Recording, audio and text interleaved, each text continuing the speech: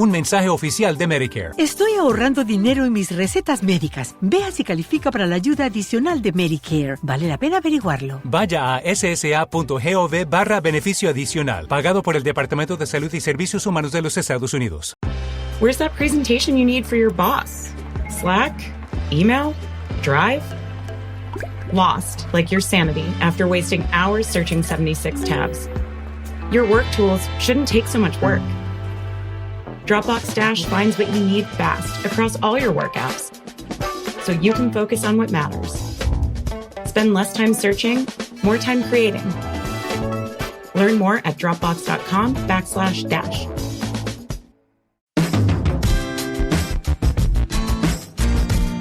Hello, everybody. This is Tony Ruggiero here. Thanks for tuning in, downloading, and listening to The Tour Coach. We're rolling through another crazy summer right now, another crazy season.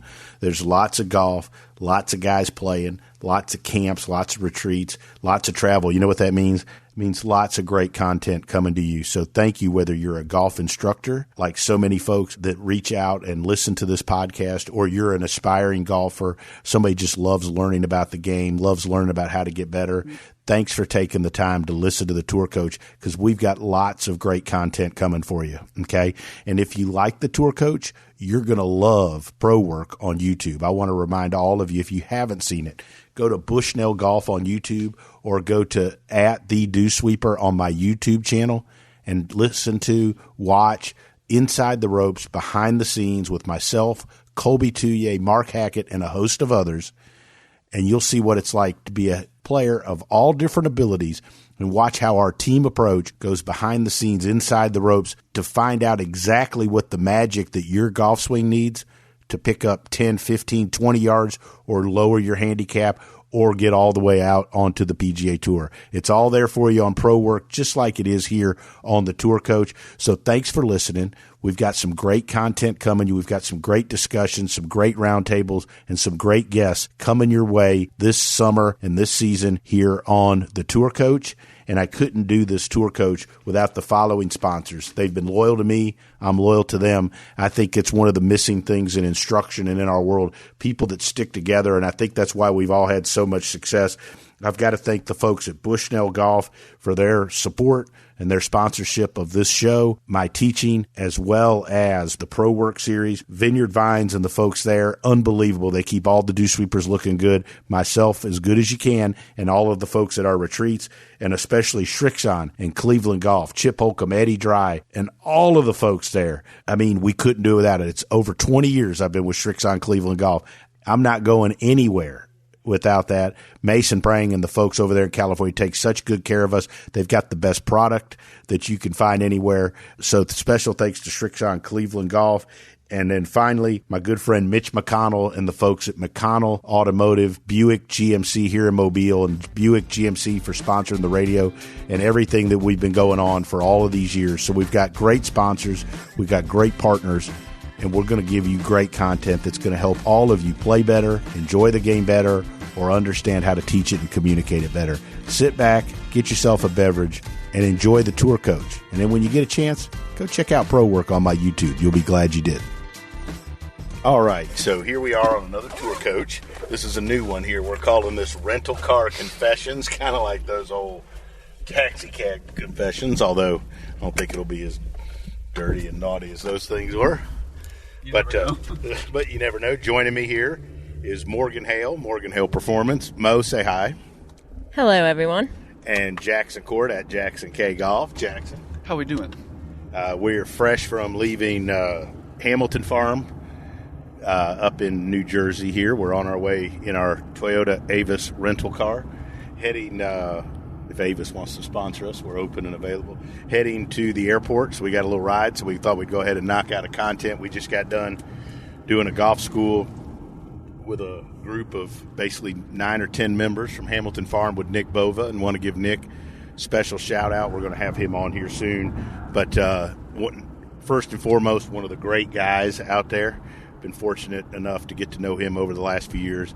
And secondly, just an unbelievable young teacher and does a hell of a job up there at Hamilton Farm. Let's go ahead and talk a little bit. We had a group gang of 9 folks, all different abilities. I thought it was an interesting group. because we had like a 1 or 2 handicap, and then we had a couple beginners. Jackson, start with you. Tell us what you thought about the group, some of the highlights. It was a good group. I mean, all the members were really fantastic to work with, and I think you had a good point. There were essentially three couples. You had a husband and wife, 2 husbands and wives, and then you had a father-son. So it was a good dynamic to see, like, the husband support the wife.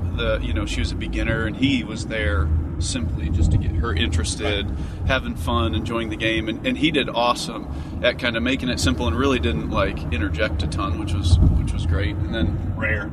And then the other couple, he was a good golfer, right? He's a 1 handicap lawyer around here, and then his wife is new to the game as well, but showed a bunch of potential. So I think it was really cool to see that. And then obviously the father-son, they play a lot of golf together, and the son's a little bit on the newer side as well. And I thought really, honestly, those 3, kind of the newbies, they did an awesome job, like you talked about earlier yesterday, sticking to a plan, right? And we were going to give a prize to the person who stuck to their plan and worked on the things over the 2 days that we identified early. I think all 3 of those really did a good job, and I think that's because they had a good support cast from who they were there with. Mo, what'd you think about the group? Tell us just a couple of your impressions, things you thought that that went well, or things that kind of struck you that impressed you. Yeah, just to touch on kind of what Jackson was saying when we were out watching them after working with them yesterday morning, the ones that I felt like improved faster, I guess you'll say, are the ones that kind of stuck with those, 2 or 3 things, especially even on the fitness side, trying to, implement that in on the course and those feelings, whether it be, weight shift or trying to rotate back a little bit more, sticking with those 2 or 3 things. And even if it didn't go well, even if they, miss-hit shots, which everybody does, they stayed with it, and they were all very coachable. I thought, so we had a group of obviously club-level golfers, and I think this is in general for most of the folks that aren't competitive professional players. We did a lot of pivot work. I know that shocks people. But again, to me, the things that we dealt with the most this weekend were pivots, getting people to wind up correctly, not tilt and slide. We fixed a bunch of grips. There were a lot of grips. The biggest error I saw, even of some of the folks that were better players, was the grip in the left hand or the lead hand was too much in the palm. And I would say from there, lack of ability to hinge the club and have the trail arm work the club up the plane correctly. I thought those were the 3 things that we focused on the most. Obviously, from my point of view, for the grip and the working the club up the plane, learning to hinge it correctly and have the right arm fold. I think that's a tough thing for people, learning to hinge the club and allowing the right arm, as you do it, allowing the left wrist to flatten and square the face, and then allowing that right wrist, that right elbow to fold and kind of take the club up the plane is tricky. I thought we did a lot of that. And then, Mo, I'm going to shift this to you. I still think, and obviously, how much I enjoy when we work together, the ability to teach people to pivot without using a club and hitting a ball, but doing stuff with bands. I mean, once again, we had a lot of success with people getting a lot better. And I'm going to bring up a couple of them, and if you don't mind talking through them, but one of the biggest ones was fixing posture too, and the ability to turn back using balance discs. Right, yeah. And I thought for, a lot of the students that we had, what I saw is when we started working with them, and I gave them, 1 or 2 drills with a band, and then we kind of let them practice on their own. We'd see them, rehearse those or go back to the band for, 5 or 6 reps and then hit 5 or 6 balls. And I think, those are the guys that were really starting to feel what they were trying to do in the golf swing.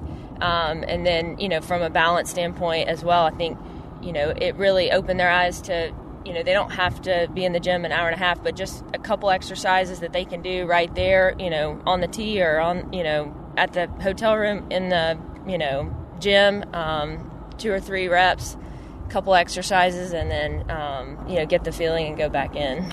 Talk a little bit about, and look, it's on our Instagram and on our YouTube, but that Ken, who was one of the favorites this weekend, guy had more jokes than anybody I've ever known. You can't tell any. I don't think any of them on here. They were pretty good, but he had the what he called the lawnmower drill, where he pulled it back and pulled it and through back with his trunk, pulling it into his right hip, then the other way going through. And talk a little bit about, like, one, it made a huge difference. I mean, he hit irons better than he'd ever hit it. He was shocked. But talk about why that's important to be able to hold the balance, because so many folks kind of drift into their toes, right? Coming into it. Like, if you lose posture, if you tend to lose your spine angle, early extend, as all the cool kids say, those types of things, like, that's a pretty dang good drill for him. Right, and I think, he's one, Nick and I were talking about, he's got some major physical limitations, and so I think coming in, he thought maybe he couldn't do those drills, and maybe he couldn't get better, in a sense, and we were having the discussion today with him, even if you just got, 2, 3, 4, 5%, better within that drill, within that movement, and how much better the outcome was, as far as hitting the ball more consistent, compressing the ball. But that drill alone, he had a tendency to get on his toes, and I think he would always think about the finish being off balance, but not really think about, where his weight was as he, went back into the backswing, and that obviously is crucial as he makes that rotation into the forward swing. And so he spoke to me, and that's what he said, that was the biggest takeaway, is learning that first, learning that movement going back first before he could do anything going through the ball. Jackson, your thoughts, some of the things you saw from people. You obviously spent a bunch of time on the short game, but you were on the golf course with them as well, which for people that haven't been to these types of things, I mean, we work all morning, then we go on the golf course to apply it. I think that's critical if you're going to get better at the game, learning to apply what you do. Talk about some of the things you saw, some of the things that, maybe surprised you, or things that people could take away. Yeah, so going back to the 3 people I touched on earlier that were maybe newer to the game, I think they were trying to make it more difficult than it needed to be. Obviously, educating them on a couple of different shots around the greens that they can use, like a bump and run, a pitch shot, and then the bunker shots, which were kind of the first 3 things that we worked on. All of them were trying to do the same things, just in miniature versions around the greens that they were trying to do in the full swing, right? Like, even in a bunker, your setup may be a little bit different to help you hit the shot, but the motion, we're still trying to repeat from the full swing and then just make it smaller around the greens, and which obviously I think if you can do it smaller and slower around a green, it'll help you repeat it a little bit more when you go to the driving range and on the golf course. So I think keeping that consistent from, the short game to the full swing was really key for those 3. And then, we had that good player who, when we were doing short game stuff with him, it was fun to kind of work with those 3 and then go over to him. And the shots he was hitting around the green were actually very impressive. Like, he had a bunch of shots out of the bunker because it was firm, there wasn't a lot of sand, and he could kind of like hit these high, soft ones out of there with some spin, and he was able to control distance. And so we talked about how to do that from different elements. And also with his, like, shorter shots, he's kind of one-dimensional, and he used to hit a lot of cuts, so he had a strong face and was kind of hitting a lot of these low runners.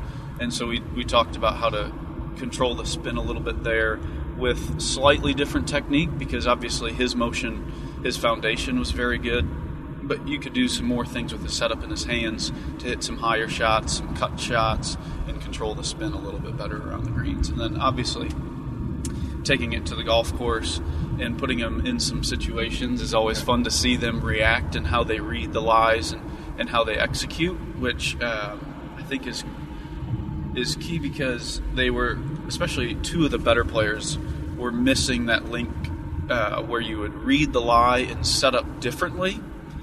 Obviously when you're practicing and you're doing some short game stuff, it's easy to do it on a flat lie and apply what you're working on. But then taking it to the golf course, most of the time you don't have those good lies. The ball's sitting down, it's below your feet, whatever the case. Maybe there's a shot in particular, he's hitting really well on the short game area, and then he gets out there and the heel grabs on one because the ball was below his feet. So the heel grabs and the face shuts, and he launched it over the green, and he was super perplexed. But it was all him reading the lie and then about setting up correctly for that shot. You know, and I think that's something that I know Mo and I were with one group early in the round, and I think it was maybe the first hole, and, you know, ball was left of the green. The rough was actually very difficult there on the par 3 golf course. Which was really nice, by the way. Unbelievably. What nicest par 3 golf course I've ever seen. Unreal. I mean, it's hard as hell. But we talked about reading the lie, right? And I think that's an area that I don't know that teachers spend a lot of time with it, and for sure players of all abilities don't spend much time. And I think that goes to, you know, I know, just go use example like Erica Shepard, who we sent a practice plan to this week, like talked about practicing short game but using random shots wherever they lie, getting them up and down. I think that's an area where recreational players, whether you're getting good enough to play, to just play with your buddies, to break 80, to break 90, or you're trying to play competitive golf. I've even done this with Michael Johnson, some MJ, the, you know, Silk, when we worked at the Preserve not long ago, like work on reading the lie and what the ball does. And I think that's something that players and teachers, like, I mean, it doesn't sound like much, but I know, Mo, you do a ton of stuff on the golf course with your juniors. I watch a lot of it.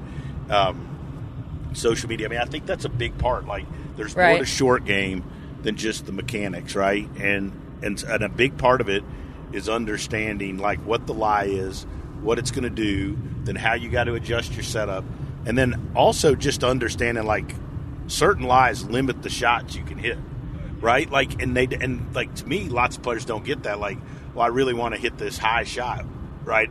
Well, I mean, I can't hit the high shot from a hanging lie or whatever. You know, how do you, Mo, what are some of the things you do on the golf course with your folks to help them understand, you know, picking the lie, assessing the lie, and picking the right shot? I think, you know, a lot of like what you said, you know, not just hitting the ball out of the fairway, right? You know, putting the ball in different spots, putting the ball where it's uncomfortable, you know, asking, you know, where they don't feel comfortable hitting shots. And we hit a bunch of those shots, you know, kind of getting uncomfortable. And, you know, just asking a lot of questions around the greens. I think it's not that they just don't do it. I think they just don't know, right? So they're not, you know, they just pick a club out of the bag and walk up to it and expect to just be able to hit that shot. And that's what they try to do until, you know, we discuss, one, the lie, you know, what club, and then, you know, like you said, reading the green. You know, a lot of those shots, you have to read the green kind of like a putt and know what it's doing. So, Jackson, talk about club selection you saw around. I'm always interested in, when I watch golfers of different skill levels around the green, their club selection, right, and what they pick.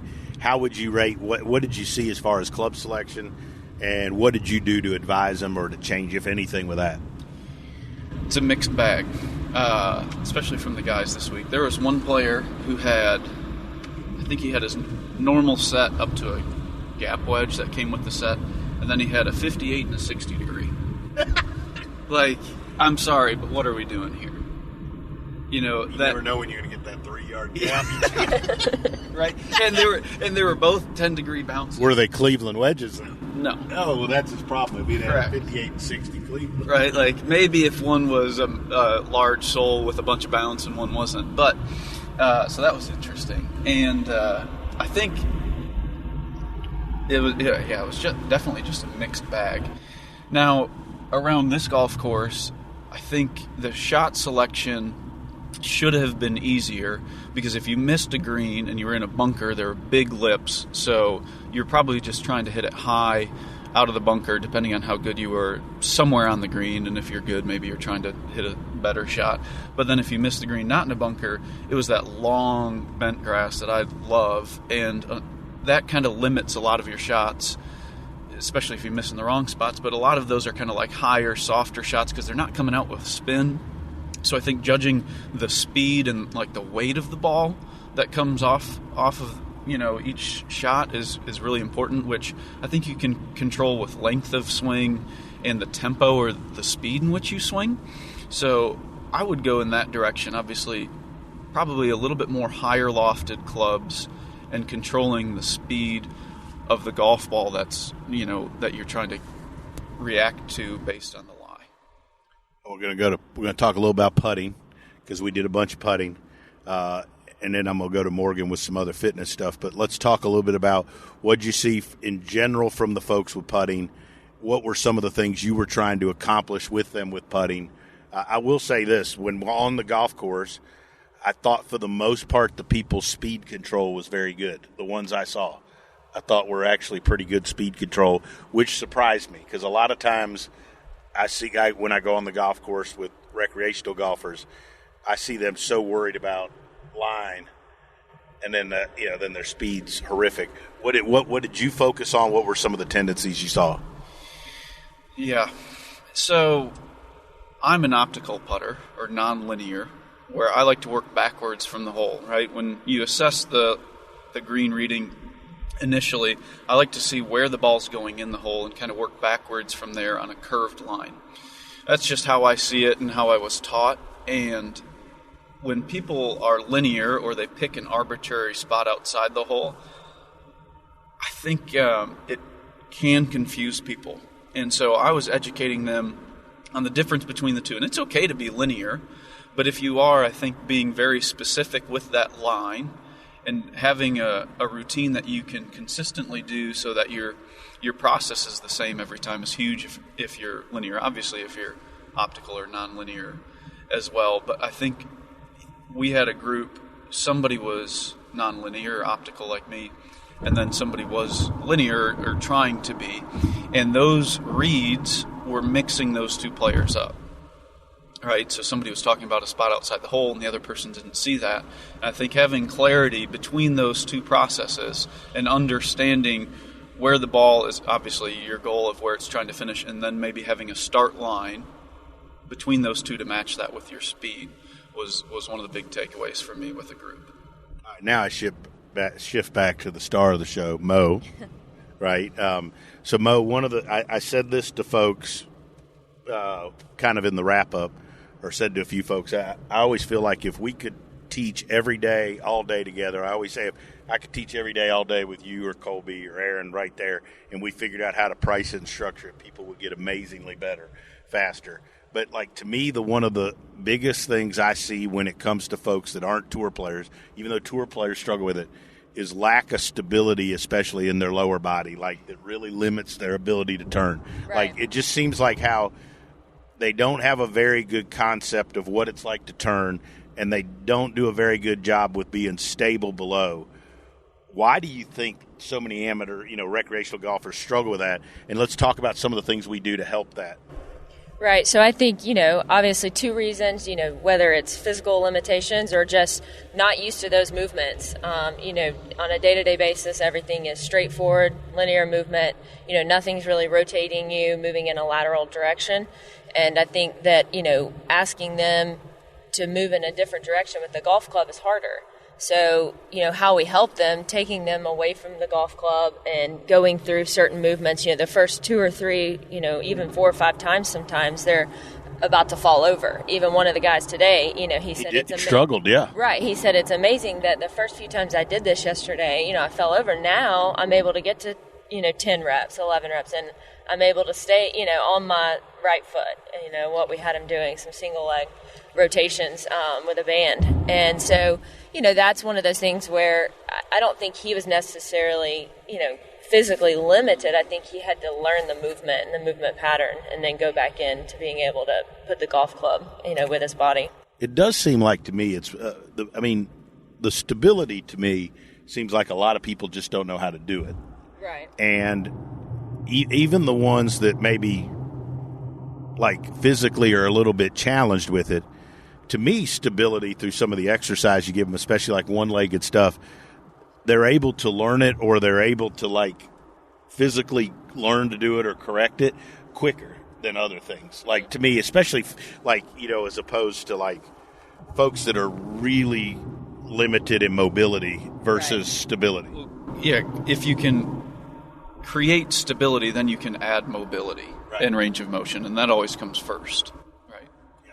And don't you think that's one of the things, like we see folks all the time whether it's downtown, we're teaching or whatever, or at these things, they're trying to turn, but they're trying to turn with no stability below, and they're like a noodle flopping all over the place. And that's why when you add any kind of speed, it's just not gonna happen. Not gonna happen consistently. Right. Or weight goes to the toes, or whatever it may be. You see a lot of different. But things. we had one student. I won't say his name, but he was the one that struggled a little bit, was a little bit down, a little bit negative, and didn't have very good contact, right? And I thought we did a really good job this morning with him of going slow and getting his lower body to be stable. And when he did that, he hit a bunch of really good shots. Now, then when we did the dew sweeper drive-by on the golf course this afternoon with our Tito's, he was hitting them all thin and fat again, right? And again, when you watched him make the swing, like he was back to not much stability, swinging his arms at it instead of using his body.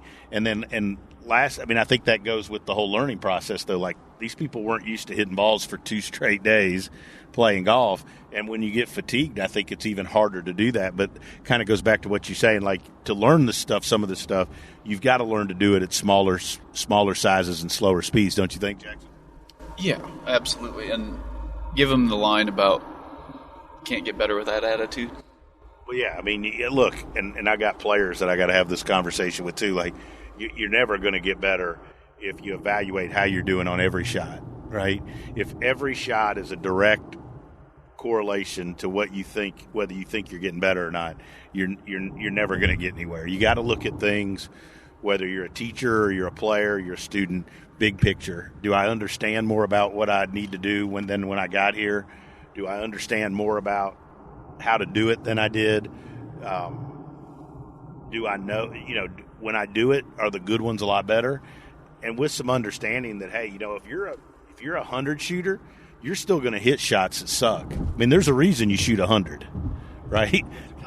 There's a common denominator. And so you've got to, and all of that doesn't just change because you learn the motion one time, right? It's a matter, I know Nick actually brought up about, I thought it was a really cool point. He came down and did some work with us in January down at Old Palm and was talking about how, that was 8 months ago? And he was talking about how, and he works at his game really hard, one of the best pro players, in the country. And he's saying, he's just getting to where he feels like he does it almost all the time when he's playing. And he works at it. He's a gifted player. If you're an office job guy and you shoot 90, it's probably going to take you a little time.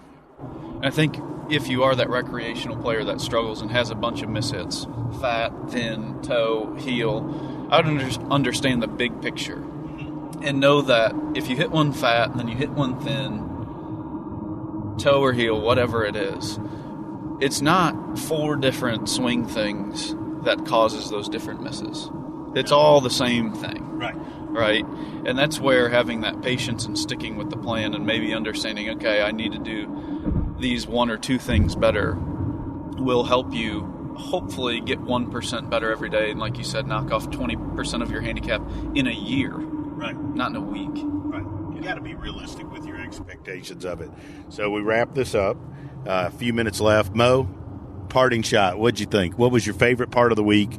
Anything you want to say to all the millions of Morgan Hale Performance fans out there? Well, I think probably the favorite part was just watching some of the ones that hadn't been playing very long and how much better they got within just 2 days. And if you looked at their notes, I don't think it would be 100. I don't think there would be 100 things on there. I think it would be pretty simple and a couple exercises to help get them there. And they were out there trying it on the golf course, and they were able to see some difference there. What about you, Jackson? My confessions? I always love doing these group things. I think it's good on both ends of the spectrum where it's really good to be with a couple of guys for 2 days where you're developing relationships and you can stick with them and work with them for a little while.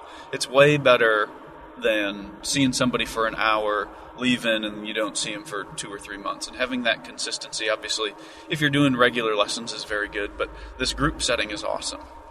And then I also think it's great on the coaches' end as well.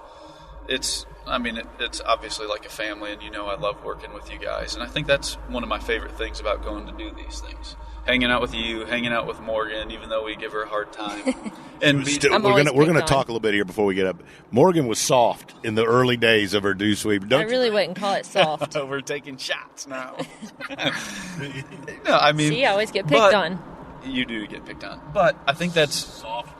But it's awesome for me. I love it. Like, I was around Hack for 2 days, right? And I get to see Hack a bunch at Old Palm, but I'm not in a group with him like that, watching him coach and like doing my own thing. But I love working with somebody, kind of stepping back, watching them hit shots, but also listening to Hack over there and the nuggets that I get to pick up. All right, so share us a couple Hack nuggets, because I think Hack is one of the more underrated great teachers out there. Yeah. I think the way he teaches, I love sitting back watching him teach. Might have just missed our exit. I don't know. I think we're all right. But I love sitting back. Give us a couple Hack nugs. So I think the best thing about Hack, obviously his information's very good, but he's great at figuring out what button to press with each person. And he's really good at giving that delivery. Like, seeing him kind of rib a couple players that needed to maybe, they're a little Morgan, they're a little soft, that he had to be harder on. And then, with some better players, he was a little bit more creative, talking about different shots and he was really good on developing their approach before the shot rather than that technique, which we had, talked a little bit about. But I think those were two things that I really learned from Hack. Is obviously his delivery is good, but how it was different based on the player. Those are all great. One thing was the quality of notes that people took impressed me. Very much impressed with the one lady, Jackie, who's new, had handwritten notes and had a little bag where she had handwritten her notes from her lessons with Nick. Was very impressed with that and how to the point they were based on her feels. I thought Ken, the older gentleman, who had obviously had some physical stuff, I thought was unbelievable how good he was at getting a feel for something and then actually applying it right then. I thought those were standouts. I thought, and for having some folks where they were newer golfers, really impressed with how patient they were and how willing they were to learn. Not always are people, when they're learning and at the beginner stages, that patient, right? And so I thought it was good, and I thought obviously Nick had Rob in there, fitness expert that works with him up there. It was very cool to meet him. He's very very good at what he does. I thought the whole thing was really good. I mean, I thought it was a cool mix of people, and I just always like getting everybody's feedback, and I think it's always good to teach a variety of golfers. So, Mo, anything else to add? No, I think it was great. All right, we had a great weekend, everybody. Thanks for listening to Rental Car Confessions as Jackson about runs us off the interstate here in New Jersey. We'll be back next week with another Tour Coach. I hope you enjoyed this edition of the Tour Coach and this conversation that we brought to you about playing, learning, and teaching the game of golf. We'll be back next week with another edition of the Tour Coach. In between now and next week, make sure you follow us on our social channels. You can always find me at The Dew Sweeper on Instagram, or go to our YouTube page where you'll see a scene and a video from my teachings daily on our YouTube channel. You can find that by looking up Tony Ruggiero and the Dew Sweepers on YouTube. Until then, make sure you follow and check out everything Tour Coach and all our sponsors, Srixon Cleveland Golf, Bushnell, Vineyard Vines, and Buick GMC. I'll be back next week to help all of us appreciate, learn, and enjoy the game of golf.